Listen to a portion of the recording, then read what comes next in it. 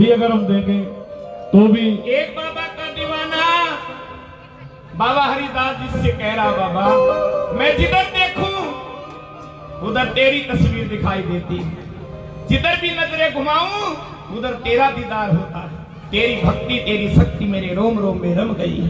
आइए महिमा गा रहा बाबा की कैसे।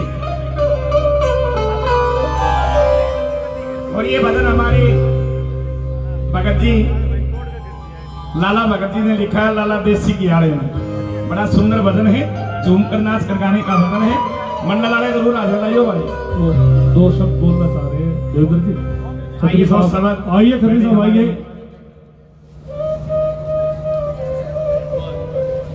आइए जी खत्री साहब। बहुत बहुत धन्यवाद।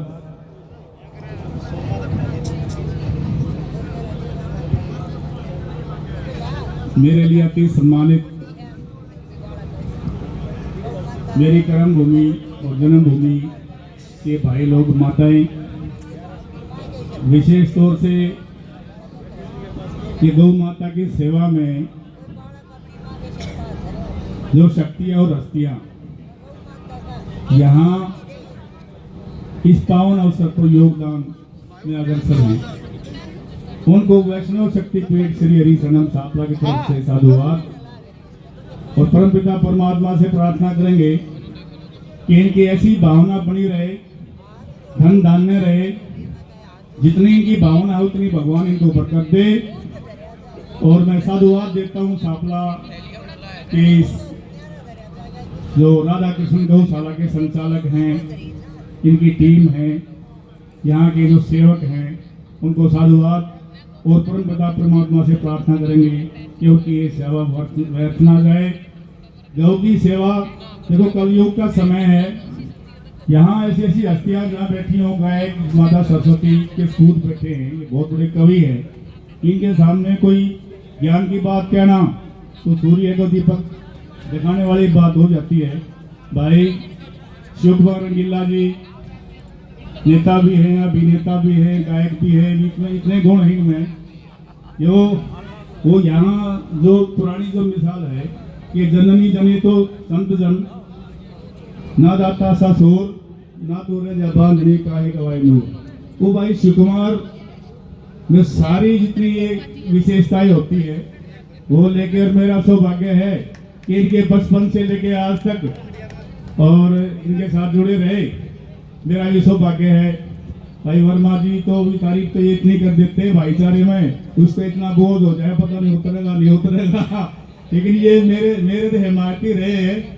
और मैं साधुवाद देता हूँ भाई कि माता सरस्वती इन पे कृपा बनाए रखे, इनका कंठ इतना सुरीला और ज्ञानवर्धक हो कि ये सारे संसार में इनकी आवाज जाए और भक्ति का भाव जाए। और मैं साधुवाद देता हूँ कि जितने कारिंदे बैठे हैं, ये परमात्मा का नाम लेते हैं और ये उसमें सुर मिलाते हैं, तो इस वायुमंडल में कहते ये है कि सुर कभी मरता नहीं, आवाज कभी मरती नहीं। इनके द्वारा जो वादक है ये सदियों रहेंगे। और जहाँ जहाँ जब परमात्मा को ऐसा लगेगा कि किस पे कहा कृपा करनी है, इनकी आवाज उन्हीं कानों में खड़केगी। और आज के बाद देखो भाई कुछ बातें कहने की ऐसी हो जाती हैं।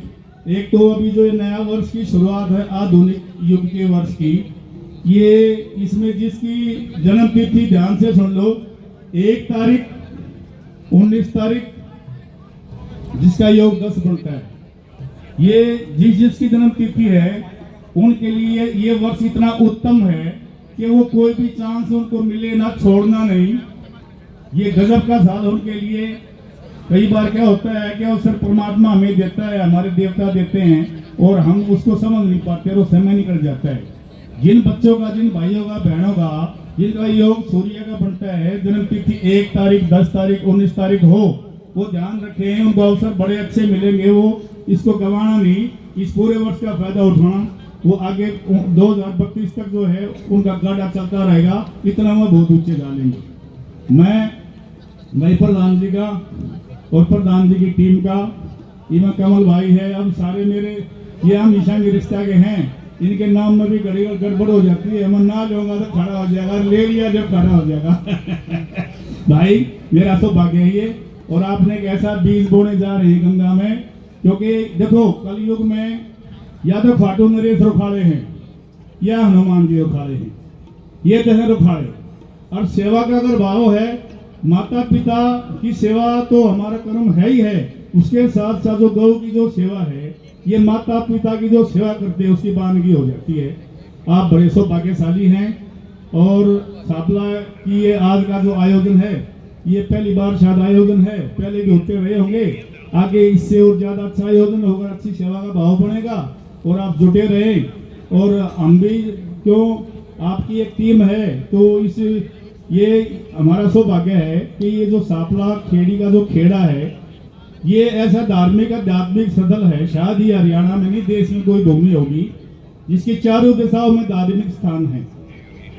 खेड़ी सापला, सापला एक ऐसा खेड़ा है कि इसके चारों कोनों में चार दिशाएं जो मुख्य दिशाएं होते हैं वहाँ मंदिर हैं। बड़ा धार्मिक आध्यात्मिक इतिहास रहा है और उससे पहले भी ये धार्मिक खेड़ा रहा है, जिसको मुगल टाइम में जबरदस्ती एक नगर के रूप में बसा दिया गया था। तो ये अति प्राचीन धार्मिक और सेवा की भूमि है।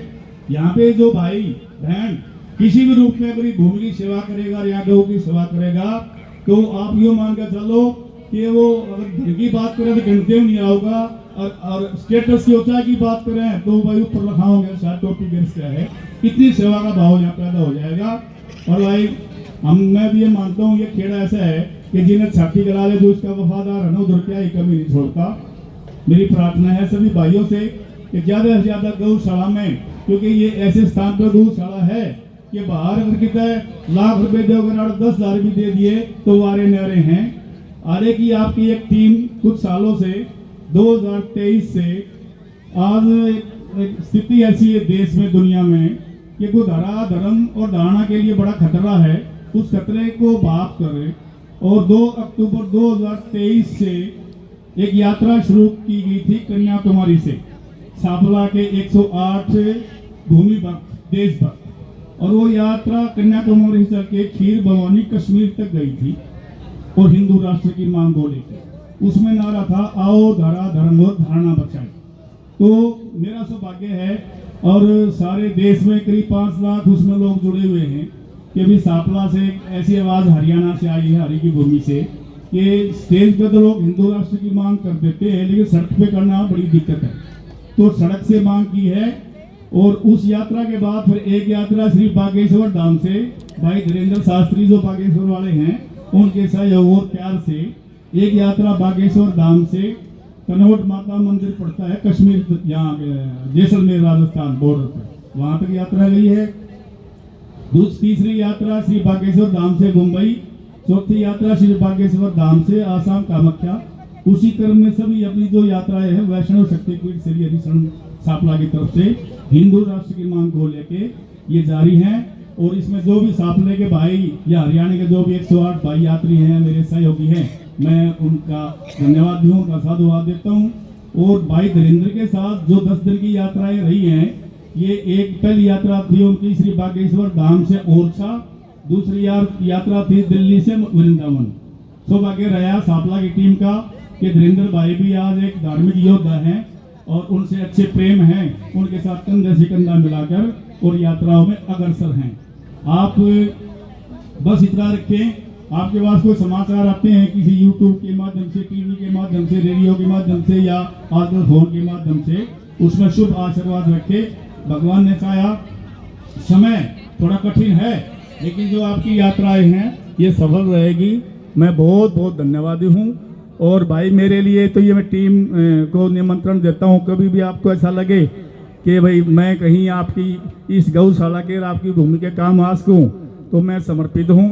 कभी भी किसी प्रकार के संकोच ना करना।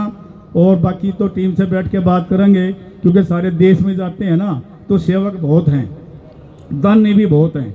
और वो अच्छा हमारी परंपरा में हम किसी से कुछ लेते नहीं है। यात्रा में भी सेवक होते हैं तो हम किसी से लेते ही नहीं है, ना किसी से पानी पीते हैं। यात्रा में सारी टीम का अपनी गाड़ी में लेके जाते हैं, जो भी हलवाई खर्चा होता है। लेकिन लोग आने में हो जहाँ वो जो भाई हमारे प्रेमी कहते जी सेवा बताओ को सेवा बताओ, ईद में सेवा बताने लग जाएगा कि वह यो QR कोड है और यह सेवा है। और उड़ो भाई हमारी को नमस्ते करते हैं। तो देश वहाँ डांड के भाई भाइयों की सेवा करेंगे की जय।